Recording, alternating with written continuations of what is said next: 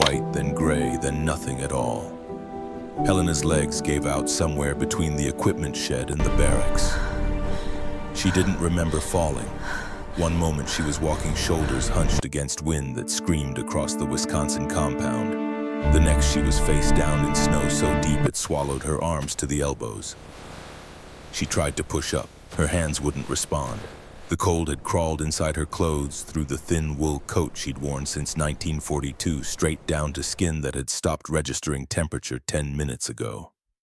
The snow pressed against her face, soft, almost gentle, like her mother's hand on her forehead when she was a child and pretending to be sick to skip school.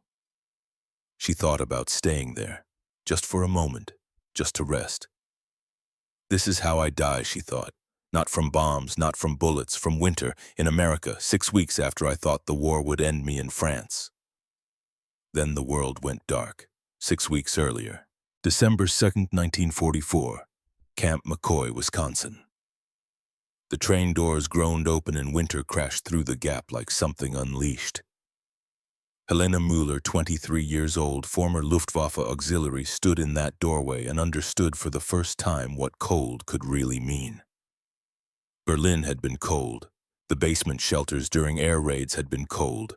The nights after the power failed and you huddled with strangers for warmth had been cold. This was different. This was cold that broke through every layer of clothing you owned. Cold that stole breath from your throat before you could swallow it.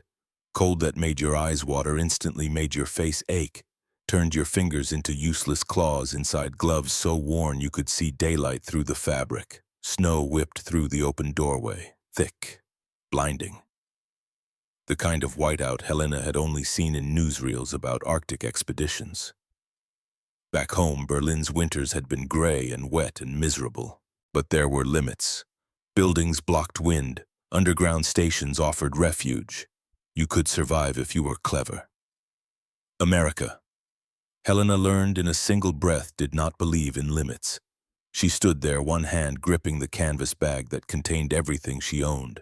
A comb with missing teeth, a torn photograph of her brother Dietrich in his Wehrmacht uniform smiling before he shipped east, an extra pair of socks with holes in both heels. That was it. 23 years of life reduced to objects that fit in a sack smaller than a loaf of bread. The wind tore at the gap between her scarf and collar. Sharp, merciless. It made her gasp. Around her, the other women shuffled forward. Their breath rose like smoke signals of surrender. No one spoke. Fear kept us quiet. Fear and exhaustion and the bone-deep certainty that whatever waited outside that train could not possibly be worse than what we'd left behind. But Helena had learned that certainty was often a lie. She looked up, bracing for what the officers in France had promised. They'd spoken about America with grim satisfaction, like the threat of it justified every cruelty the Reich had inflicted. They beat prisoners until bones break. They make women work in snow without food. They don't see Germans as people, only animals. Helena had believed them. Why wouldn't she? They wore the uniform. They carried authority. They spoke with the weight of truth. So when she saw the Americans waiting on the platform, her body tensed for the blow. It never came. They stood there in heavy coats and fur-lined gloves, breath fogging in air so cold it looked solid. Their rifles hung casually over shoulders, not pointed, not ready, just there the way a farmer carries tools he doesn't expect to need. No shouting, no violence. They looked patient, almost bored. Then came the moment that split Helena's understanding of reality in half. A woman stepped forward, older, civilian. She wore a thick wool coat that had survived decades of Wisconsin winters and a red knitted scarf wrapped twice around her neck. No helmet, no insignia, just a grandmother with wind-burned cheeks and eyes that moved over the line of prisoners with something Helena couldn't immediately name. Not hatred, not disgust, concern. The woman's gaze landed on Helena, took in the inadequate coat patched twice at the elbows, the thin scarf doing nothing against the wind, the way Helena's entire body shook so violently her teeth knocked together. Without hesitation, without asking permission, the woman reached out and grabbed Helena's hand. Her touch was warm, impossibly warm. The shock of it traveled up Helena's arm like electricity. "Come on, honey," the woman said. Her voice was gentle, startlingly gentle. "You'll freeze standing like that." "Honey." The word struck Helena harder than any slap. She stood there, hand captured in this stranger's grip, trying to process what she'd just heard. An American, a civilian from the country Germany had been fighting for 3 years. The people they'd been told were racially inferior, morally corrupt, savage beyond measure. This woman had called her honey. Behind her, a guard pulled open a wooden crate. He began distributing thick gloves to the women nearest him. Not throwing them, handing them out, checking sizes, swapping pairs when something didn't fit. Another guard held out tin cups filled with something that steamed and smelled like chocolate, real chocolate. The scent alone made Helena's stomach clench with hunger so sharp it felt violent. A third man draped wool blankets over shoulders, heavy, rough things that nonetheless felt like salvation against skin that had forgotten warmth. No shouts, no blows, no humiliation, just help. For a heartbeat, no one moved. The prisoners stood frozen, too stunned to trust what they were seeing. This had to be a trick, some elaborate cruelty designed to give hope before ripping it away. Then one woman, braver than the rest, reached for a blanket. The guard nodded at her, just nodded. The way you'd nod to a neighbor borrowing sugar. Not to a prisoner, not to an enemy, to a person. Helena's knees nearly buckled, because nothing, absolutely nothing in her understanding of this war made room for a moment like that.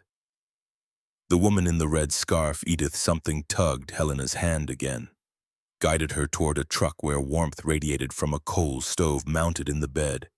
Helena let herself be led.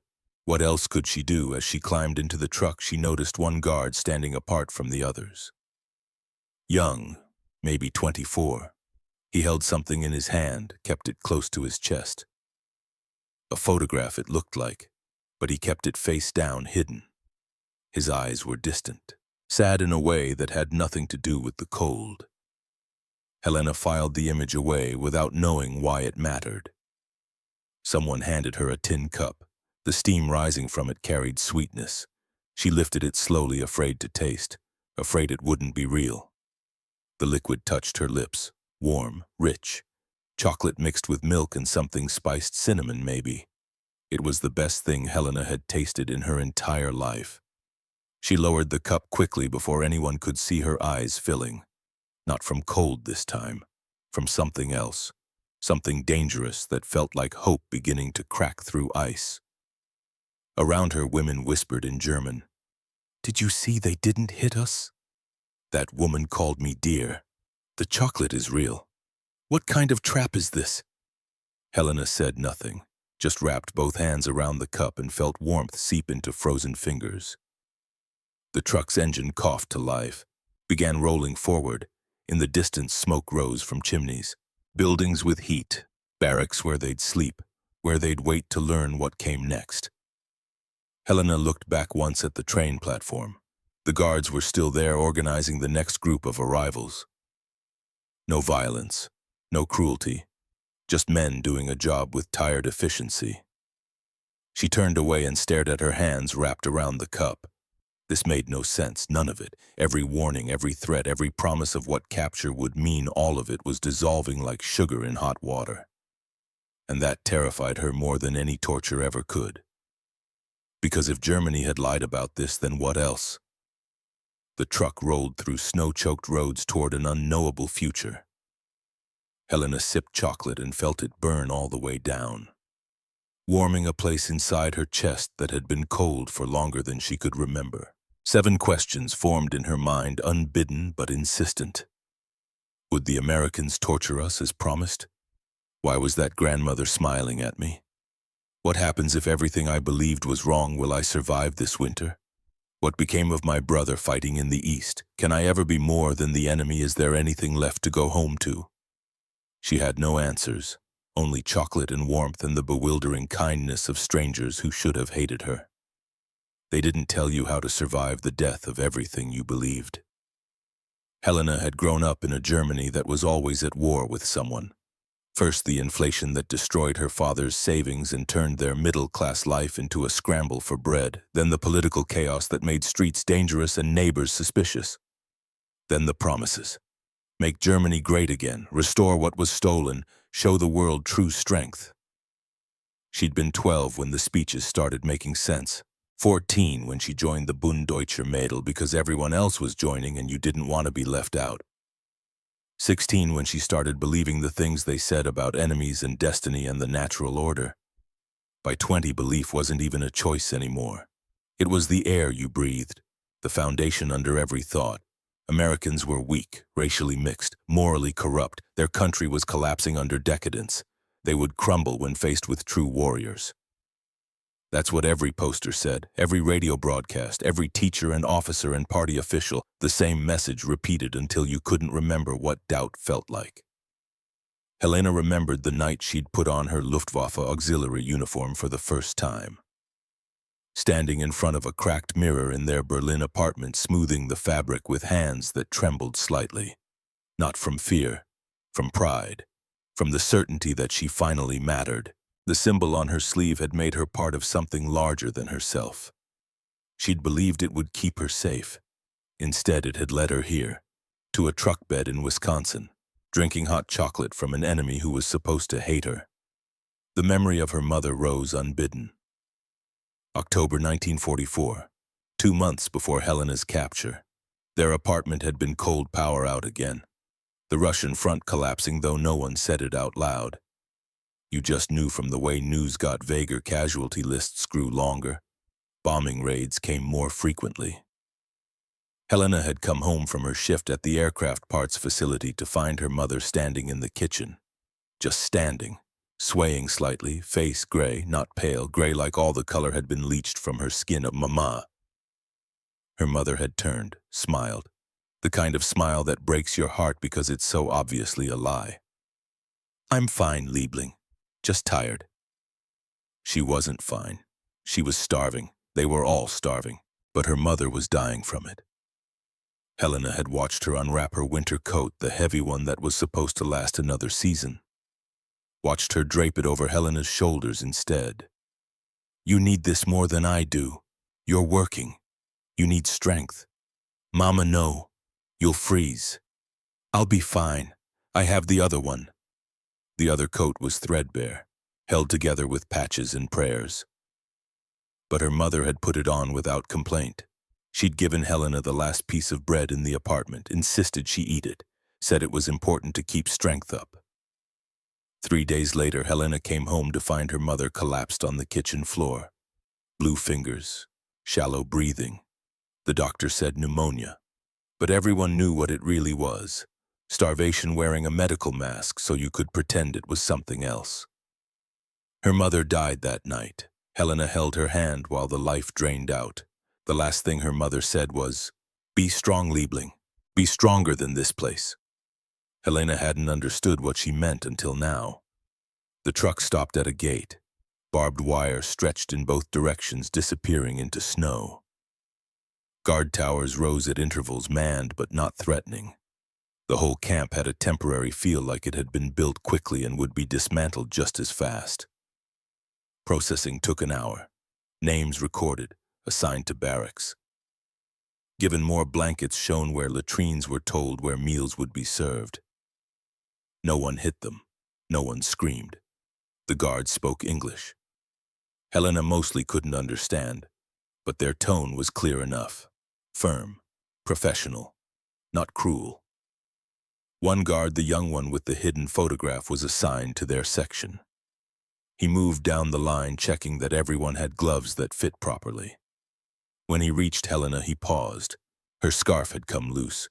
Wind was already working down her collar. Without a word, the guard reached out and adjusted the knot, pulled it tighter, tucked the ends inside her coat. "Wind'll get you if you leave it loose," he said. Helena froze. His hands were gentle, careful, like she was something fragile that deserved care. No German soldier had ever adjusted her clothing unless it was for inspection. No man in uniform had ever touched her with anything approaching kindness. The guard stepped back, moved on to the next woman, as if what he'd just done was ordinary, natural. Helena stood there, scarf properly secured, and felt something crack inside her chest. Not painfully, more like ice breaking in spring, a shift, a thaw. Voice one, the propaganda voice drilled into her since childhood, immediately tried to explain it away. This is manipulation. They're making you weak. Don't trust them. But, voice two, quieter but growing, whispered, but his hands were kind, and the warmth is real. That night, lying on a thin mattress in a barracks heated by a coal stove that actually worked, Helena stared at the ceiling and tried to process what had happened. They'd expected torture. They'd received blankets. They'd expected cruelty. They'd received hot chocolate. They'd expected to be treated like animals. They'd been treated like people. Every assumption she'd carried across the Atlantic was wrong. And if those assumptions were wrong, what about the rest? The grand speeches, the promises of victory, the assurances that Germany was fighting for something noble. What if it was all lies? The thought was too big, too dangerous. Helena pushed it away. Around her, women cried quietly or prayed or whispered memories to each other. Someone sang a German lullaby. It made everyone cry harder. Helena lay still and listened to wind scrape against the barracks walls. Outside, America stretched vast and powerful and impossible to understand. Inside, wrapped in American blankets warmed by American coal, she closed her eyes and waited for whatever came next. Morning brought routine. Wake at 6 to knuckles rapping on the door. Roll call in the courtyard, breath fogging in air that hurt to inhale. Breakfast in the mess hall, oatmeal that tasted like paste but was hot and filling. Then came English lessons. A guard named Wilson, older than most at maybe 45, ran classes in a small building near the mess.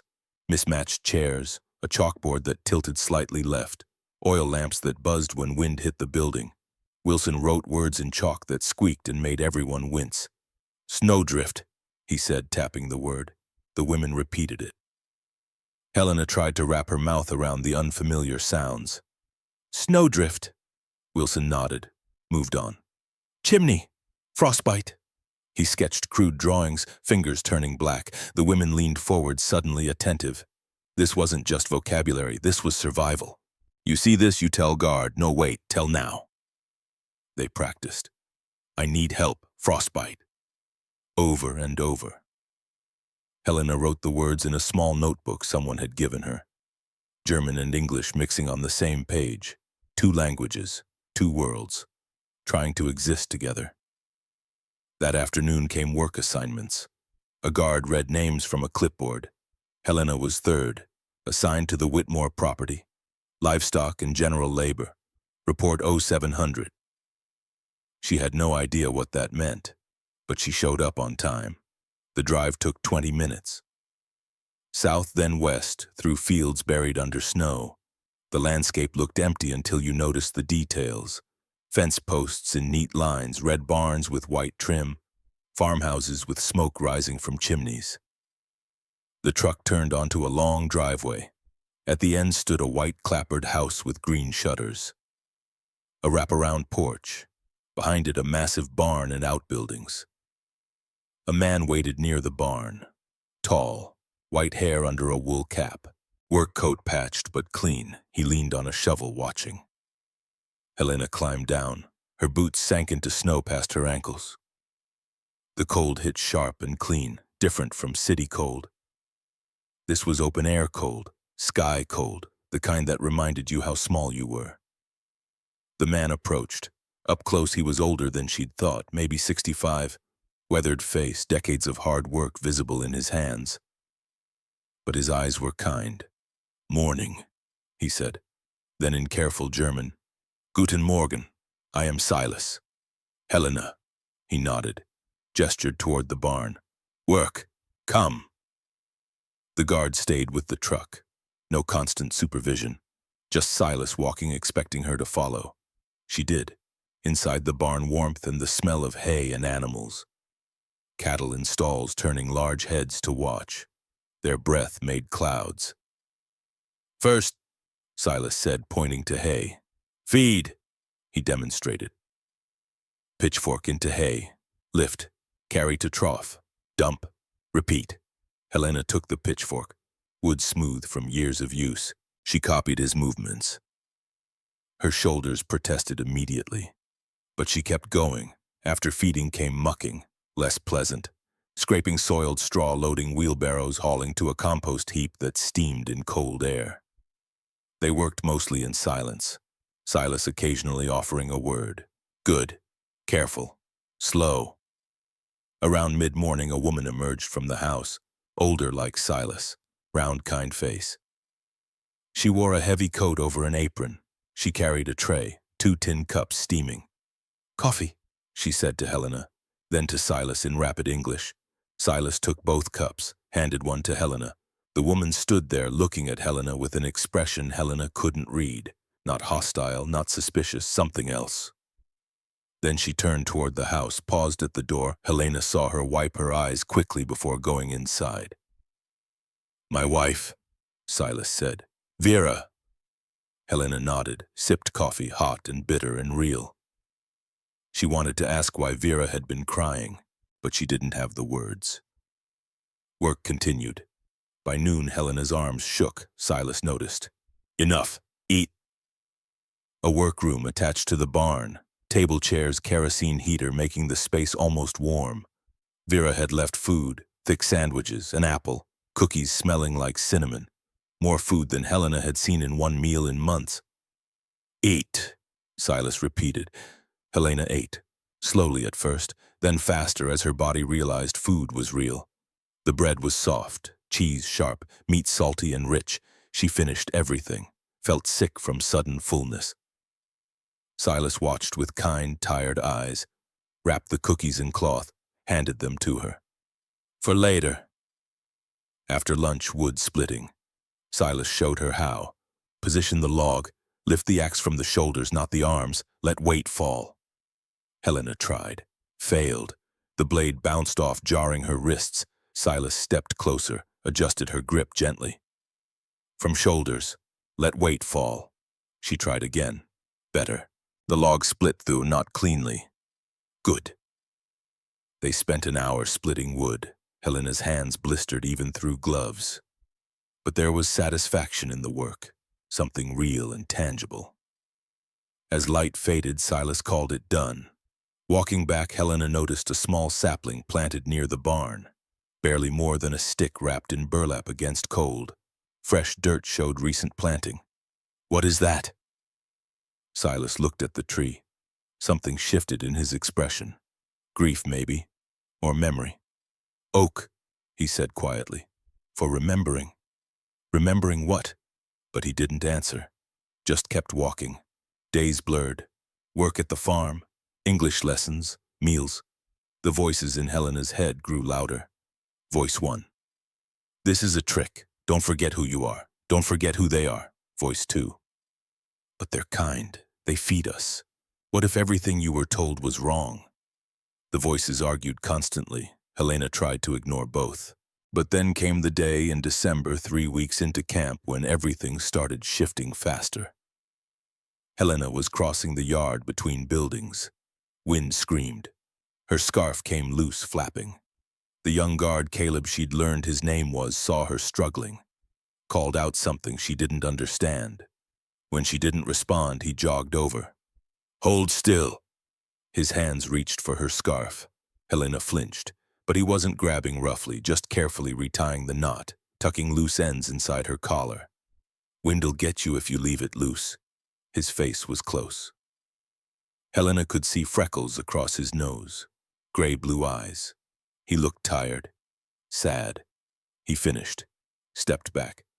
You okay, warm enough? Helena didn't understand all the words, but the tone was clear. Concern. Actual concern. She nodded. Caleb nodded back, returned to his post. Helena stood there and felt voice 2 grow suddenly stronger. No German soldier had ever cared if she was warm. No man in uniform had ever shown such simple kindness. That night she lay in her bunk thinking about Caleb's hands on her scarf, about Silas teaching her patiently, about Vera bringing coffee, about Edith calling her honey. Voice 1 tried to explain it away, following orders. Propaganda, making you compliant. Voice 2 asked simply, does it matter why?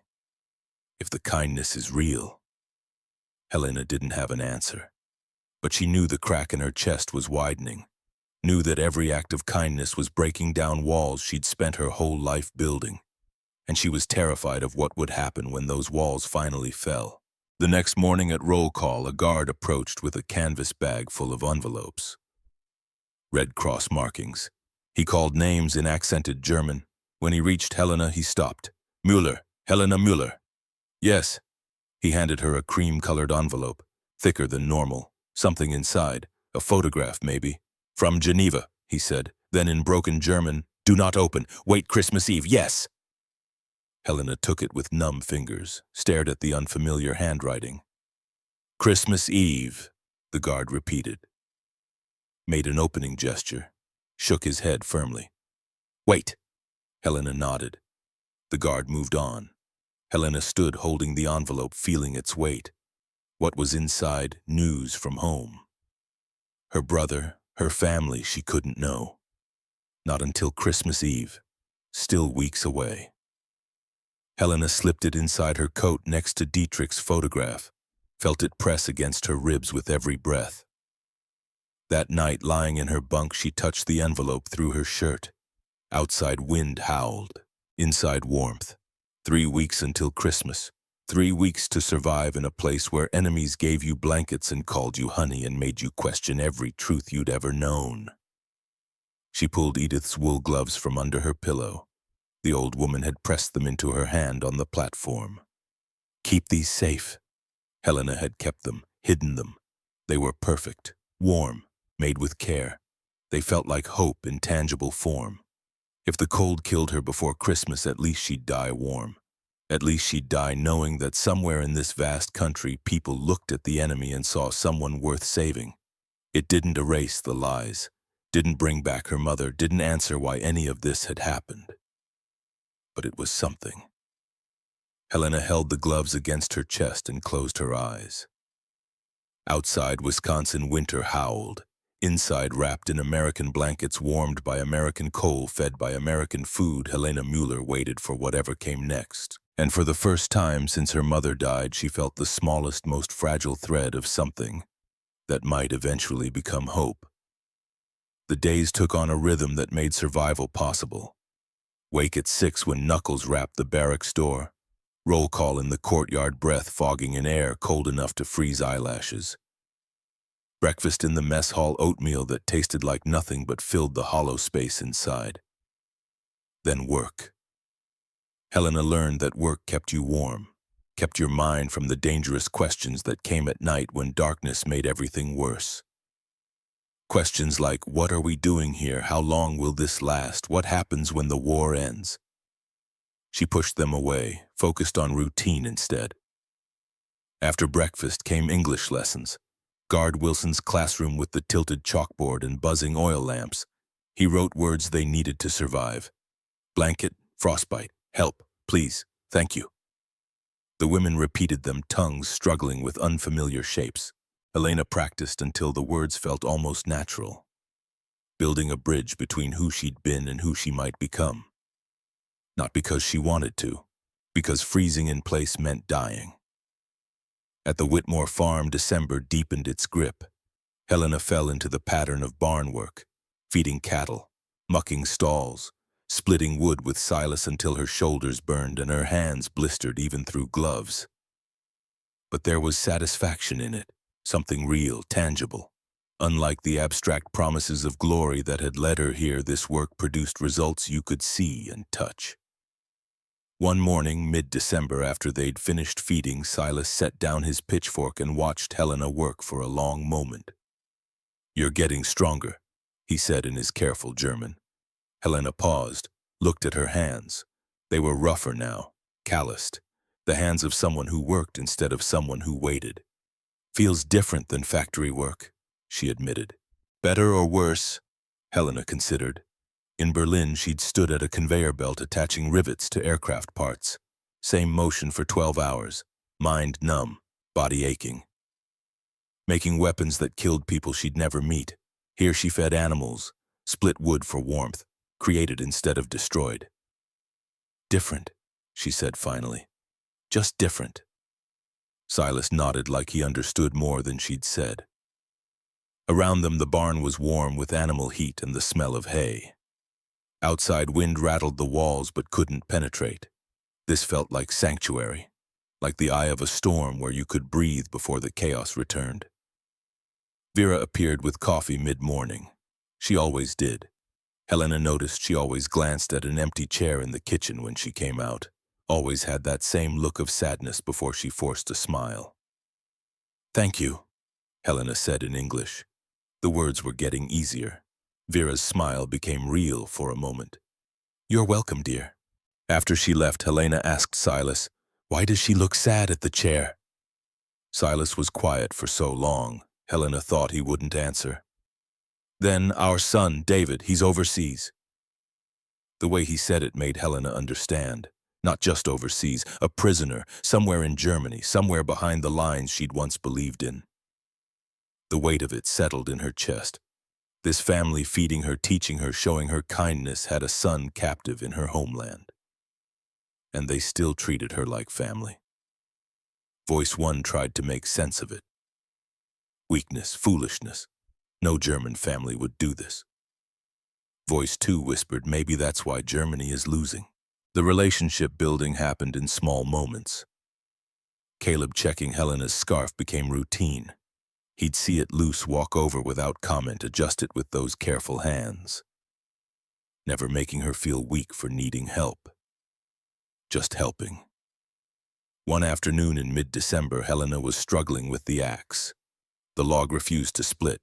Her arms were tired, frustration built. Silas appeared beside her, didn't take the axe away, just adjusted her stance slightly.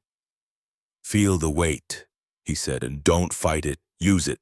She swung. The log split cleanly. "There," Silas said. "You had it all along, just needed to trust the tool."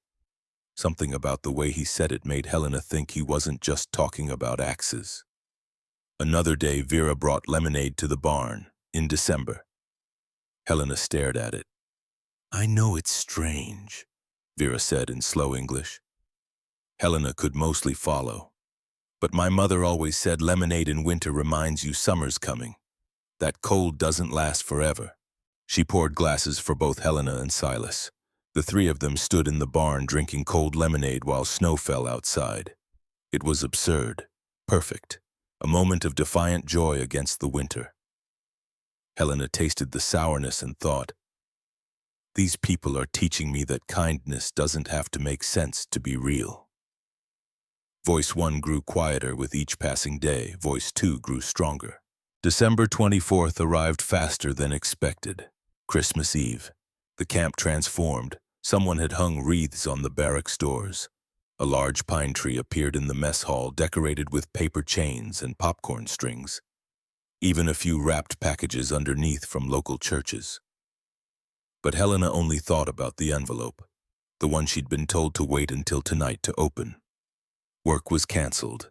Christmas privilege. Instead, there would be a special meal, church services for those who wanted, a day of rest. But that morning, Silas appeared at the camp gate, spoke with the duty officer, pointed at Helena. The guard called her over. "Whitmore family's invited you for Christmas dinner. You want to go?" Helena couldn't process it at first. An invitation. To an American home. For Christmas. She nodded before her brain caught up. The truck ride felt surreal. Roads plowed, but narrow snow piled high on both sides. Sky impossibly blue. Sun bright, but giving no warmth. When they arrived at the farmhouse, Helena saw decorations for the first time. Wreaths on doors, candles in windows, smoke rising from the chimney carrying smells of cooking food. Vera met her at the door and smiled, a real smile. "Come in, dear, out of the cold." The house was warm, actually warm. Fire in the living room fireplace, stove heating the kitchen, smells overwhelming, roast meat, bread, something sweet and spiced. A Christmas tree stood in the corner, real pine, decorated with glass ornaments that caught light, paper chains, popcorn strings, gifts underneath. A girl maybe 16 sat on the floor working a wooden puzzle. She looked up, no fear, just curiosity. "You're Helena," she said. "Papa talks about you, says you're good with the axe now." "Rose," Vera called from the kitchen. "Help set the table." Rose scrambled up, grinned at Helena. "Don't worry. Mama's cooking is way better than camp food." Helena stood awkwardly in the doorway, not sure how to exist in this space that felt like it belonged to a different world. Silas gestured to the living room. "Sit, rest, dinner soon." Helena sat on the edge of a worn armchair. The house felt lived in, loved. Photographs on the mantel showed the family in better times. Silas and Vera younger, Rose as a child, and a young man in uniform. Vera caught Helena looking. "Our son," she said quietly. "David." She didn't say more, didn't need to. The empty chair at the kitchen table said everything. Before Helena could respond, Silas called everyone to eat. They gathered around the table. Rose bouncing with barely contained excitement.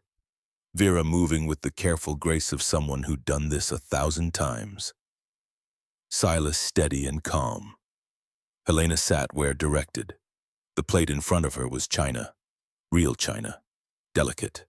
The silverware was actual silver, tarnished but cared for. Food appeared.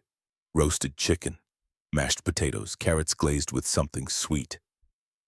Fresh bread, gravy, cranberry sauce. More food than Helena had seen in one place since before the war. Silas bowed his head. Vera and Rose followed. Helena kept her eyes open, watching. "Lord," Silas said, "thank you for this food. Thank you for this home. Thank you for these hands that help us. Thank you for keeping us warm and safe. And please," his voice caught, "please watch over our boy overseas. Keep him safe. Bring him home to us. In Jesus' name. Amen." Vera and Rose echoed. Helena's throat tightened. They were praying for their son, the son held prisoner in her country, while feeding her at their table. The meal began, plates passed, food served. Rose chattered about school friends, the Christmas program at church, normal family conversation, like Helena belonged. The food was incredible, rich and savory and abundant. Helena ate slowly, tried not to cry. After dinner, Rose disappeared upstairs, returned with a small wrapped package. "For you," she said. Helena stared. "I don't have—" "Just open it." Helena unwrapped it carefully. Inside was a scarf, hand-knitted, soft wool in deep blue, beautiful. "I made it," Rose said. "Took me 2 months. Mama helped with the hard parts." Helena held the scarf, felt the hours of work it represented. A 16-year-old girl had spent 2 months making a gift for an enemy prisoner. "Why?" Helena whispered. Vera reached across the table, touched Helena's hand. "Because you're welcome here, dear. That's all the reason we need." Voice 1 was silent. Voice 2 sang. Later, sitting by the fire, the radio played softly. Bing Crosby's White Christmas. Rose worked her puzzle. Silas read a newspaper. Vera knitted. Helena sat wrapped in her new scarf, holding the sealed Red Cross envelope. Her hands shook as she broke the seal. Inside was a photograph. Her family, from 1942, before everything fell apart. Her mother smiling. Her father alive and healthy. Dietrich young and happy. And Helena herself before war had carved lines into her face. She stared at these people who were mostly gone.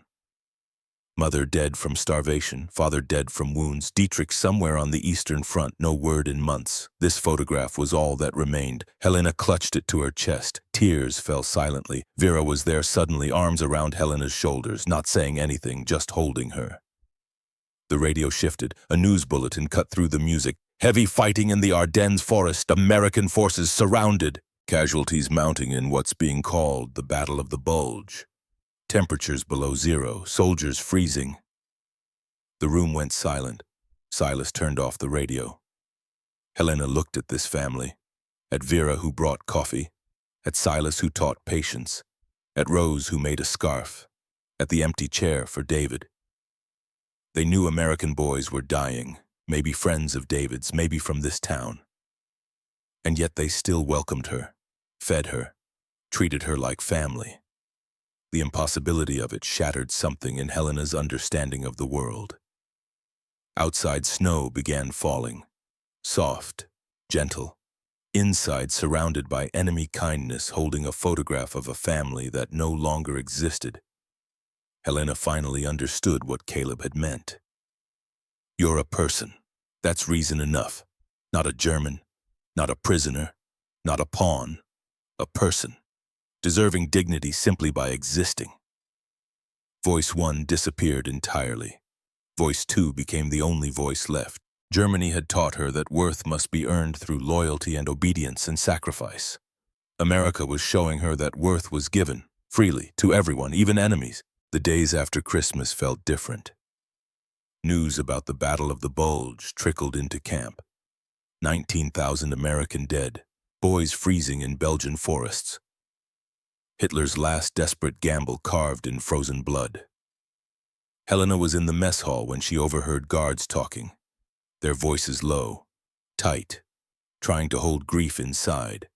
That night, the temperature dropped to 15 below zero, the kind of cold that made barracks walls crack and groan.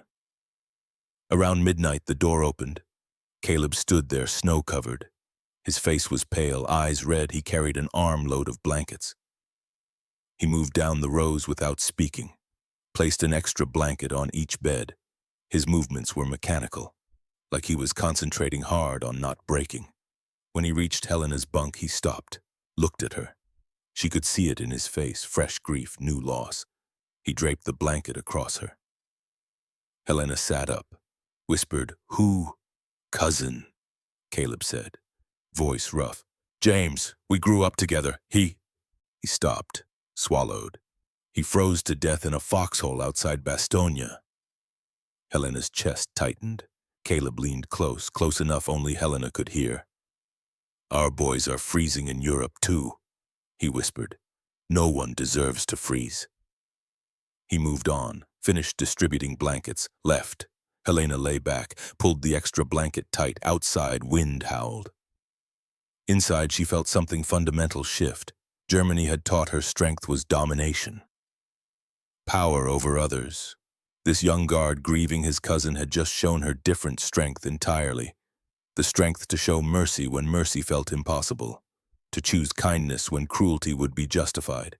To remain human when the world gave every reason to become a monster. Helena pressed her face into the blanket and cried.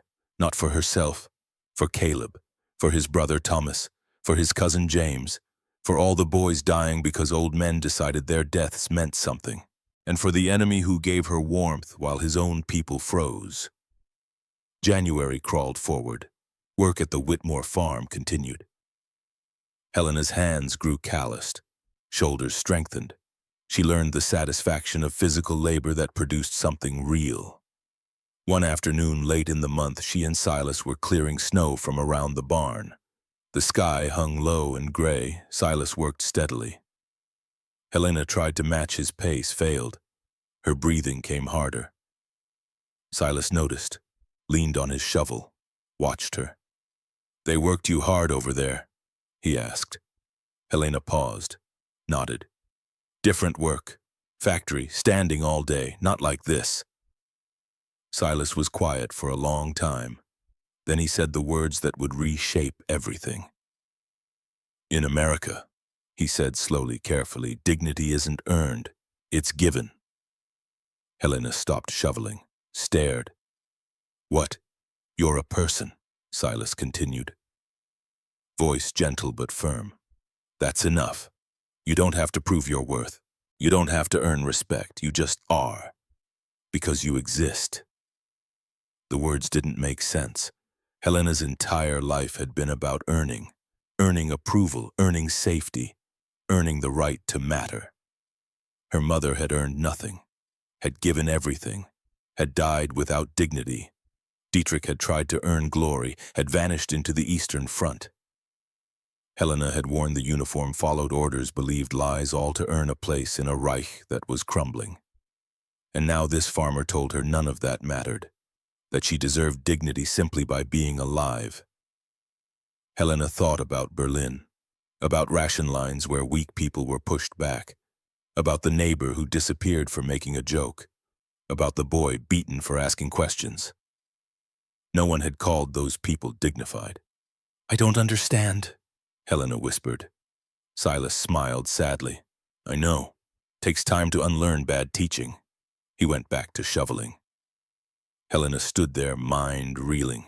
If dignity was given not earned, then every sacrifice she'd made had been unnecessary. Every compromise, every moment of blind obedience, all of it for nothing. The grief that hit wasn't for herself. It was for her mother, who had given away her coat, her food, her life, trying to earn enough worth to keep her daughter safe, who had died believing she hadn't earned the right to survive. Helena leaned on her shovel and wept. Silas didn't try to stop her, just kept working, giving her dignity in her grief. When she finally stopped, when her breathing steadied, Silas spoke again. Your mother, the one who gave you her coat, she understood. What? Dignity. She gave hers to you, not because you earned it, because she loved you, because you existed. That's how it works. Helena wiped her eyes, looked at this old man who barely knew her but understood everything. In Germany, she said, they told us we had to earn everything, prove ourselves, be useful, always earning. Never enough. I know, Silas said. That lie is what the war's really about, not territory. The lie that some people matter more than others. That dignity is earned instead of given. He picked up his shovel. You matter, Helena. Not because you work hard, not because you follow orders. You matter because you're a person. That's enough. It's always been enough. Helena felt her worldview collapse and rebuild itself. Everything she'd believed was backwards. This was what it meant to be human, to give dignity freely, to see worth in everyone, even enemies. Mid-January brought the worst storm of the season. The sky turned iron gray, wind picked up howling, snow began falling. Not gentle, angry, horizontal, blinding. By afternoon, visibility was nothing. Guards ordered everyone inside, but supplies needed moving. A sergeant came to the barracks, asked for volunteers, 2 women. Help move crates to the kitchen, 15 minutes. Helena volunteered. They bundled up, stepped outside into what felt like the world ending. Wind hit like a fist. Snow stung exposed skin. The world disappeared into white chaos. They made it to the storage shed, loaded crates. Began the return journey. Halfway back, the wind shifted, came from a different direction, stronger. Helena lost sight of the woman ahead of her. She called out, no response, just wind. She kept walking, or thought she was, hard to tell, every landmark erased. Her foot caught on something. She stumbled, tried to catch herself, fell forward into a drift so deep it swallowed her completely. She tried to push up. Her arms sank deeper. Snow pressed against her face, suffocating. She couldn't get leverage, couldn't find solid ground. Panic flared. She thrashed. That made it worse. Her lungs burned. Each breath brought more snow. Her fingers went numb. Not surface numb, deep numb. The kind that meant damage, time stretched or compressed. Helena stopped struggling, accepted what was happening. This is how I die, she thought. The very cold I came here fearing. She thought of her mother. Hoped dying from cold was easier than starving. Then hands grabbed her arms. Strong hands. Lifting. She came up gasping. Snow fell away. Air hit her face. Caleb held her upright, his face close, worried, scared. I've got you, he said. I've got you. He half carried, half dragged her toward a dark shape. The equipment shed, yanked the door open, pulled her inside. The sudden absence of wind was shocking. The shed wasn't warm, but it had shelter. A cast iron stove glowed orange in the corner. Caleb guided Helena to a crate near the stove, sat her down, began brushing snow from her coat hair face. Can you hear me, Helena? She nodded, couldn't speak, jaw locked from shivering. Caleb knelt in front of her, pulled off his own gloves, took her frozen hands in his bare ones. You're freezing. He positioned her closer to the stove, rubbed her hands between his. Feelings started returning. First tingling, then burning, like needles. Helena gasped. Tears leaked. I know, Caleb said. That's good. Means no frostbite yet. He checked her face, ears, making sure nothing had frozen solid.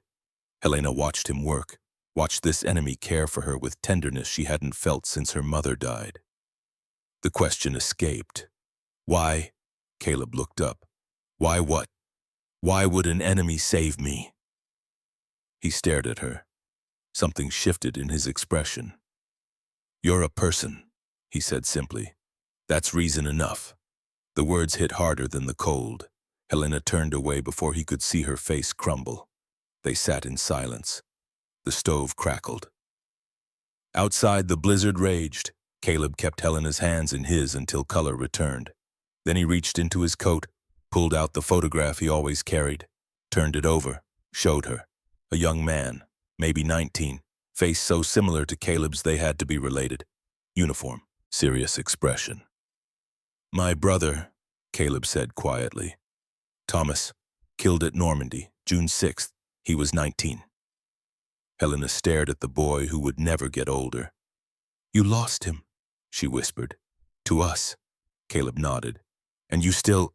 Thomas wouldn't want me to let someone freeze, Caleb said. He looked at the photograph with grief that never really goes away. War or no war, that's who he was. He tucked the photograph back, stood, offered his hand. Storm's easing. We should get you to medical. Helena let him help her up. As they stepped into the dying blizzard, her mind reeled. This man had lost his brother to her country, had every justification for cruelty. Instead, he'd saved her life, because she was a person, and that was reason enough. Voice 1 was gone completely. Voice 2 was all that remained, and it whispered, what if mercy is the real strength? What if everything you believed about power was backwards? Helena followed Caleb through the snow, her world cracking open ready to be remade. February brought news that shattered what remained of Helena's old life. She was in the barracks mending a hole in her coat when the guard called her name. He held a cream-colored envelope, Red Cross markings. Her name in careful German script. Her hands shook taking it. She sat on her bunk, opened it slowly. The letter was from a neighbor in Berlin, a woman Helena barely knew. The handwriting was shaky, broken by stress and grief. Helena, I am sorry to write with bad news. I thought you should know. Your brother Dietrich is missing. The Wehrmacht says missing in action, Eastern Front presumed dead. No body, no grave, just missing. Your family home was destroyed January 12th in bombing raid. Nothing left. The whole street is gone. I am sorry. Berlin is ruins. Everyone is hungry. Everyone is dying. There is nothing left here for you. God keep you safe. The letter slipped from Helena's fingers. Dietrich, her baby brother, the one who'd smiled in the photograph she kept, the one who'd held her hand running through Berlin streets during raids, the one who'd promised to come home, missing, presumed dead, which meant his body was rotting in some Russian forest, frozen, lost, the home where she'd grown up, where her mother had cooked Sunday dinners, where her father had read newspapers, where she'd learned to believe in things that turned out to be lies. Gone, bombed into nothing. There was nothing left, no family, no home, no reason to go back. Helena sat very still, couldn't cry, couldn't move. Time stopped meaning anything. Then Caleb was there, kneeling beside her bunk. Helena, what happened? She couldn't speak, just pointed at the letter on the floor. Caleb picked it up, read slowly, his face went pale. Oh God, Helena, I'm so sorry. Still, she couldn't speak, because acknowledging it made it real. Caleb sat beside her, pulled her against his shoulder, let her finally break. The sobs came from somewhere deep, primal, every loss tearing out at once. Her mother, her father, Dietrich, her home, her country, her beliefs, everything, gone. Caleb held her while she cried, didn't say anything, didn't try to fix it, just sat there, solid and warm, anchoring her. When she finally stopped, when her throat was raw and eyes swollen, Caleb spoke softly. Your mother wrapped that coat around you so you could live, honor that, live. Helena pulled back, looked at him with scraped raw eyes. Live for what? There's nothing left. For yourself, Caleb said. For the future. For who you're becoming. I don't know who that is. Neither did I when Thomas died, but you figure it out, one day at a time.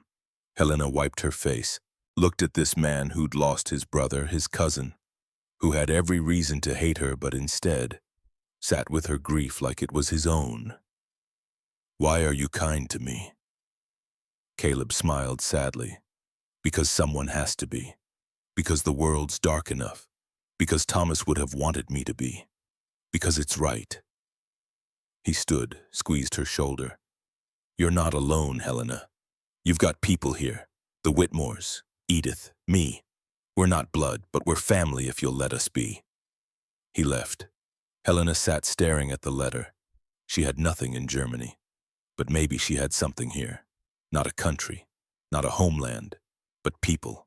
People who'd shown her more kindness in 4 months than Germany had shown in 23 years. The question was whether she was brave enough to reach for it. The weeks that followed were strange. Helena moved through days like walking underwater. Everything muted, distant. Work at the farm continued. Silas never mentioned the letter, just worked beside her steady presence that didn't demand anything. One afternoon in late February, they were splitting wood. Helena's rhythm was off, missing swings, frustration building. Silas paused, watched her. You're fighting the axe, he said. I know. Why? Helena stopped, looked at him. Because I don't know how to stop fighting. Fighting is all I know. Silas set down his axe, leaned on it. You know what I learned in my life, he said. The hardest thing isn't learning to fight, it's learning when to stop, when to let go, when to accept that some things are over so new things can begin. Helena felt tears threatening. I don't know how to let go. Nobody does. You just do it anyway, one day, then another, until one day you realize you're not holding on anymore. He picked up his axe, split a log cleanly. The wood doesn't care about your grief, he said. It just needs you to work with it, not against it. Same with life. Helena lifted her axe, felt its weight, let it fall naturally instead of forcing it. The log split cleanly. There, Silas said. You had it all along. March brought the first hints of spring. Temperatures rising slightly, snow beginning to melt in patches, mud everywhere, and rumors, Germany collapsing, Berlin surrounded, the end coming fast. Helena felt nothing hearing it, just hollow. Then May 7th. The announcement came over loudspeakers at breakfast. Germany had surrendered, unconditionally. The war in Europe was over. The mess hall erupted. Some women cried with relief, others sat stunned, a few cheered, glad the dying would stop. Helena felt empty. Germany had surrendered. The 1,000-year Reich had lasted 12. Everything her parents sacrificed for, everything Dietrich died for, everything she'd believed in, all of it for nothing. Over the next week, repatriation procedures began. Officers moved through camp with clipboards and forms. Do you wish to return to Germany for reconstruction efforts? Helena sat across from a tired-looking officer. The form between them was simple. One question, one choice. She thought about Berlin, ruins and starvation. Years of digging through rubble for a country that had never cared if she lived or died. She thought about the Whitmores, about Silas teaching her dignity was given, about Vera's coffee, about Rose's scarf. She thought about Caleb saving her from the blizzard, about Edith calling her honey. She thought about her mother's last words. Be strong. Be stronger than this place.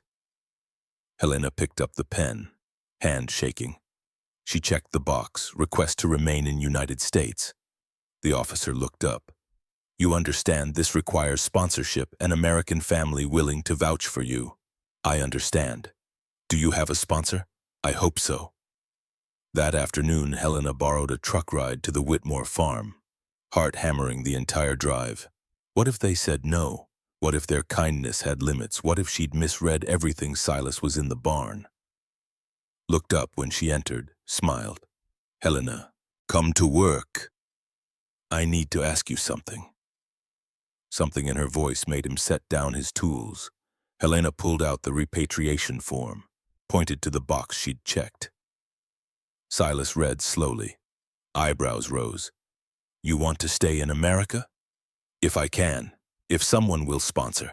I have nowhere else. Berlin is gone. Family is gone. I thought maybe. She couldn't finish. Silas called toward the house. Vera, come here. Vera emerged, wiping her hands. Silas showed her the form. They spoke quietly in rapid English. Then Vera crossed to Helena, took both her hands. Of course we'll sponsor you. she said in careful German. You're already family. This just makes it official. Helena's knees almost gave out. But David, he was a prisoner because of Germany, because of people like me. Silas interrupted gently. David returned 2 weeks ago, right after the surrender. Didn't we tell you? Helena shook her head. The Germans at his camp treated him well, Silas continued. Shared food when they had little. Kept him warm. He said the guards were just boys, scared, hungry, doing what they could to survive. He paused. He said if German soldiers could show mercy to him, the least we could do was show mercy to you. So yes, we'll sponsor you. Gladly. Helena broke down. Vera pulled her close, held her. You have a home here, Vera whispered. For as long as you want. Forever if that's what you need. Why? Helena managed through tears. Silas answered, voice gentle but firm. Because dignity is given, remember, you don't have to earn this. You just have to accept it. The years that followed blurred together in the way years do when you're building a life. Summer 1945, Helena moved into the Whitmore's house. The guest room became hers. She worked the farm, learned English properly, slowly shed her accent. Fall 1946, Helena became an American citizen. Stood in a courthouse with her hand on a Bible and swore allegiance to a country that had saved her life. She took the Whitmore's name as part of sponsorship. Helena Whitmore, the girl from Berlin, ceased to exist. Spring 1950, Helena met a teacher named John Ashford at a church social. Quiet man, kind eyes. He didn't care she'd been the enemy, only cared who she was now. They married in 1952. 2 children followed, a boy and a girl. American kids who grew up knowing their mother came from somewhere else but belonged here now. Helena never forgot, kept Edith's wool gloves in a drawer wrapped in tissue, kept the photograph of her German family framed on her dresser, kept Rose's scarf, reminders of who she'd been, what she'd lost, what she'd gained. In 1958, Silas passed peacefully in his sleep. At his funeral, Helena stood beside Vera and Rose and thought about the man who'd taught her dignity was given. The lesson had saved her life more surely than any rescue.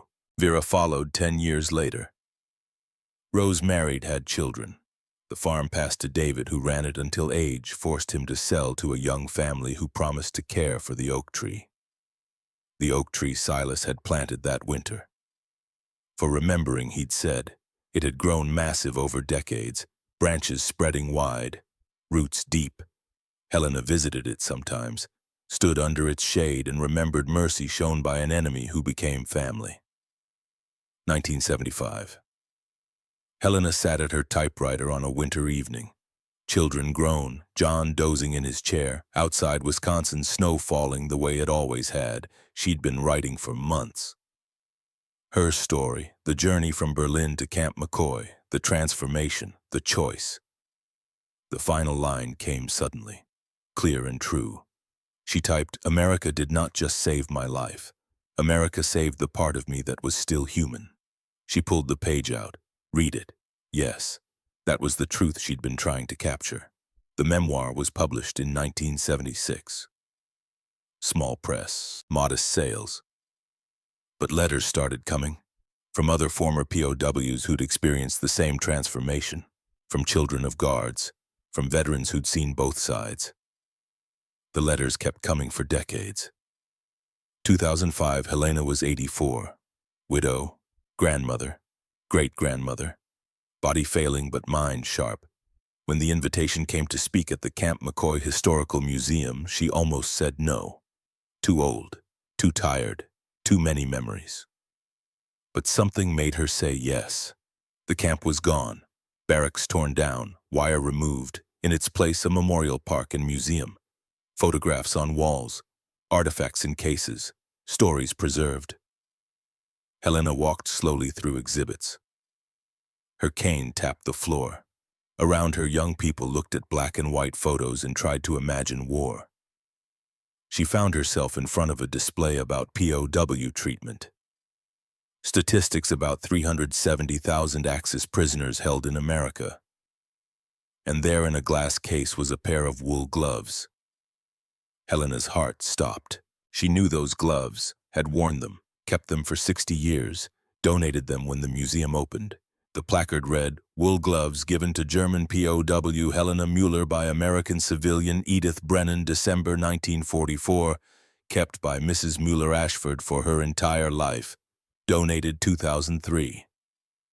Helena stood staring, feeling 60 years pressed down. A young museum guide approached. "Ma'am, are you all right?" Helena looked at her. This child who'd never known war, never known hunger, never known what it meant to be an enemy, shown mercy.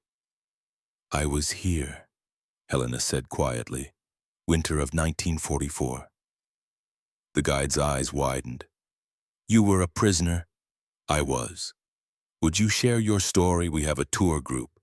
They'd love to hear from someone who was actually here." Helena looked at the gloves one more time, nodded. "Yes, I'll share."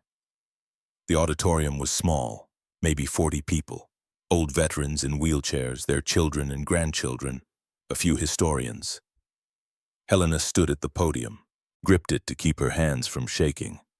She told them about the train doors opening, about expecting torture and receiving blankets, about Edith calling her honey. She told them about the journey past factories and farms, about realizing Germany had never stood a chance. She told them about Silas teaching her to split wood, about Vera praying for her son while feeding the enemy, about Rose making a scarf. She told them about Caleb, about the blizzard, about his brother Thomas dead at Normandy and his cousin James frozen at Bastogne, about him bringing blankets while grieving. She told them about Silas's words, "In America, dignity isn't earned, it's given." She told them about the letter from Berlin, about choosing to stay, about becoming American by choice. Her voice shook but didn't break. "I almost died in a blizzard 6 weeks after I arrived," she said. "An enemy soldier saved me. I asked why. He said, 'You're a person, that's reason enough.'" She paused, looked out at the faces. "I didn't know that moment was my rebirth. I didn't know losing everything German would lead to finding something better. Something I understand now." She gripped the podium tighter. "A grandmother called me honey when my own country called me expendable. A guard who lost his brother to my country's army saved my life in snow. A farmer whose son was captive in Germany fed me at his table and taught me worth isn't earned. It's given." Silence. Absolute silence. They showed me that in the darkest war, ordinary people could choose extraordinary mercy. That strength wasn't domination. It was kindness. Helena pulled letters from her pocket, yellowed with age. "After my memoir was published, I received hundreds of letters." She read, "My grandfather said America fed him when his homeland could not." Another, "My father was a guard. He said those years changed him, made him understand the enemy was just people." Another, "Because of what America did for my father, he taught us never to hate. That lesson saved our family." Helena folded the letters. "I kept Edith's gloves for 60 years. They're in that case. Every time I looked at them, I remembered that first moment when an enemy showed me mercy I hadn't earned, when someone saw me as a person worth saving." Her voice dropped. "That was 81 years ago. That America, the one that could show mercy in the darkest war, that could treat enemies like humans, that could choose dignity over revenge." She looked directly at the audience. "I've spent my whole life wondering if it still exists." Tears slipped down her weathered cheeks. "I'm 84 years old. I've lived here longer than I lived in Germany, raised children here, buried a husband here. This is my home." She took a breath. "But I need to ask you something because I'm old and scared and don't know if I'll get another chance." Her voice broke. "Are we still that America? The one that gave dignity instead of requiring it be earned? The one that showed mercy when mercy was impossible, the one that saw enemies as people?" She paused. "Can we be that America again, please? Can we?" Silence stretched. Then slowly people stood. An old veteran first, then his daughter, then others, one by one, until the whole room was on its feet, not applauding, just standing, bearing witness, acknowledging the question. Helena looked out through tears and saw something that gave her hope. They heard her. They understood. Maybe that was enough. Maybe the question itself was the answer. As long as people kept asking it, kept reaching for it, maybe that America could still exist.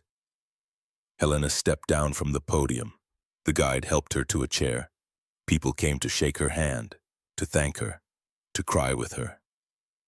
Outside, snow was falling, the same Wisconsin snow that had nearly killed her 81 years ago. Helena watched it fall through windows, thought about Edith and Silas and Vera and Caleb. All gone now, but their legacy remained, in her children, in everyone they'd touched. Dignity is given, not earned. That was the truth, the lesson, what America at its best had shown her. She prayed it wasn't forgotten. As people filed out, Helena remained, sat in the quiet, an old woman at the end of a long life, holding memories that mattered more than ever. The guide approached. "Mrs. Ashford, can I ask something?" "Of course." "Do you think we can be that America again?" Helena smiled, sad but hopeful. "I think you have to choose to be, every day, every interaction, every time you see someone different or foreign or scary. You have to choose to see a person, not an enemy, a person." She stood slowly, let the guide help with her coat. "That's what they did for me, when it would have been easier to hate, when it would have been justified to punish. They chose to see a person, and that choice saved my life." She walked to the exit, paused at the case with the gloves, touched the glass gently. "Thank you, Edith," she whispered, "for seeing me when I couldn't see myself." Outside, the snow fell clean and white, covering the ground, making everything new. Helena Mueller Ashford, 84 years old, former enemy American citizen survivor, stood in it for a moment. Let flakes land on her face, felt the cold that had once tried to kill her and now just reminded her she was alive. She thought about her mother, about Dietrich, about everyone she'd lost. She thought about everyone who'd saved her, everyone who'd shown what mercy looked like when you chose it over revenge. And she thought about the question that mattered more now than ever. Are we still that America? She didn't know the answer, but she knew this: as long as people kept asking, as long as they kept trying, as long as they chose to see each other as human, there was hope. Helena turned her face to the falling snow and smiled. That was enough. That had to be enough. Because dignity, real dignity, wasn't earned through power or conquest. It was given freely to everyone, even enemies, especially enemies. That was the lesson. That was the truth. That was America at its best, and God willing, it always would be. The snow fell softly on Wisconsin fields, unchanged since 1944.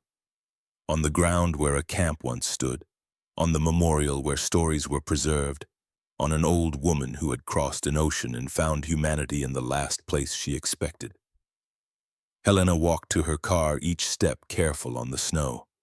Behind her in the museum, Edith's gloves rested in their case, a testament, a reminder that in the darkest war in history, ordinary people had chosen extraordinary mercy, and that choice had changed everything, not just for Helena, for everyone who heard the story and asked themselves the same question she'd asked that night. Are we still that America? The answer wasn't in the past. It was in every choice made today, every hand extended, every moment of seeing another person, truly seeing them and choosing dignity over division, mercy over revenge, humanity over hate. Helena drove home through falling snow, 84 years of life behind her, and one hope ahead: that the lesson she'd learned in a Wisconsin winter would outlive her, that the America that had saved her would remember how, that dignity given freely would always be the strongest force in the world. The snow kept falling, and somewhere in that white silence the answer waited, not guaranteed, but possible, always possible, as long as someone chose to see a person and said, "That's reason enough."